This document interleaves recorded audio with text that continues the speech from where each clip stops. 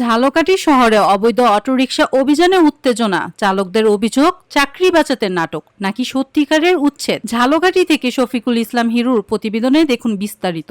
আপনি কি প্রবাসে গিয়ে স্বাবলম্বী হতে চান?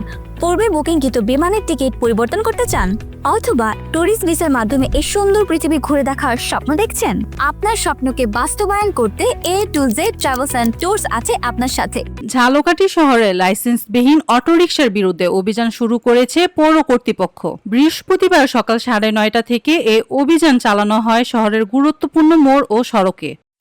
দেখেন আমাকে যে এই 20 খান গাড়ি ধরছে, কিন্তু ঝালকাঠিতে শতে গাড়ি আছে তখন ছাড়া, কিন্তু ওনারা 20 খান গাড়ি ধরিয়া ওই 20 খান আটকাই রাখে 20 খান আটকাই রাখিয়া 500 করে জরিমানা করিয়া রাখে। অভিযান চালানো হয় ঝালকাঠি কলেজ মোড়, পেট্রোল পাম্প মোড়, সাধারণ মোড়, চৌমাথা ও লঞ্চঘাট এলাকা সহ শহরের বিভিন্ন রাস্তায়। অভিযানে বেশ কয়েকটি লাইসেন্সবিহীন অটোরিকশা জব্দ করে পৌরসভা প্রাঙ্গণে নিয়ে রাখা হয়। এখানকার গাড়ি তো শতে ঝালকাঠিতে গাড়ি আছে, সব দরুক কারণ আমাকে 10 খান নিয়ম 10 খান আমাকে চাকরি বাঁচাইতে হইলে এলাকায় চাকরি বাঁচাইতে হইলে আমরা 10 খান এই গাড়ি।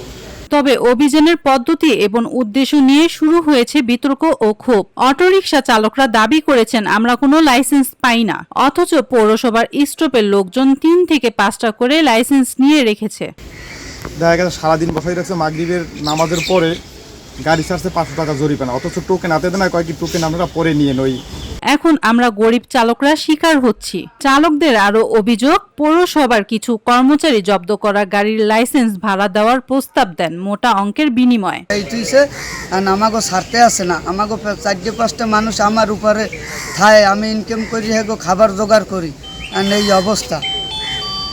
এটি সত্য হলে বিষয়টি শুধু অর্থনৈতিক নয়, আইনি প্রশ্ন তোলে। পৌরসভার পক্ষ থেকে জানানো হয়েছে এই অভিযান চলবে প্রতি মাসে 2 দিন। তাদের দাবি, লাইসেন্সবিহীন অটোরিকশার কারণে শহরের যানজট এবং যাত্রী হয়রানি বাড়ছে, তাই নিয়ম নীতির আওতায় আনতে এই পদক্ষেপ। পৌর কর্তৃপক্ষ আরো জানান, ঝালকাঠির প্রবেশ পথ থেকেই যাতে অবৈধ অটোরিকশা প্রবেশ করতে না পারে সের জন্য প্রশাসনের সহযোগিতা চাওয়া হয়েছে।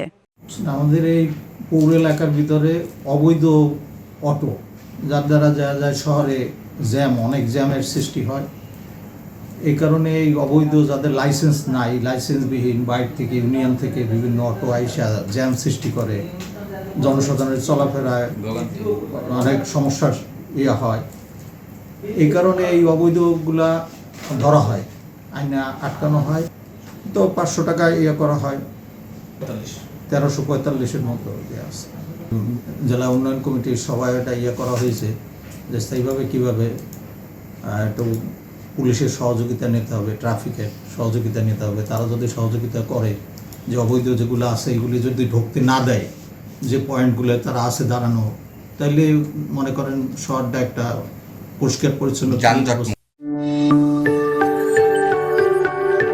26 টেলিভিশন, মাতৃভূমির বন্ধনে।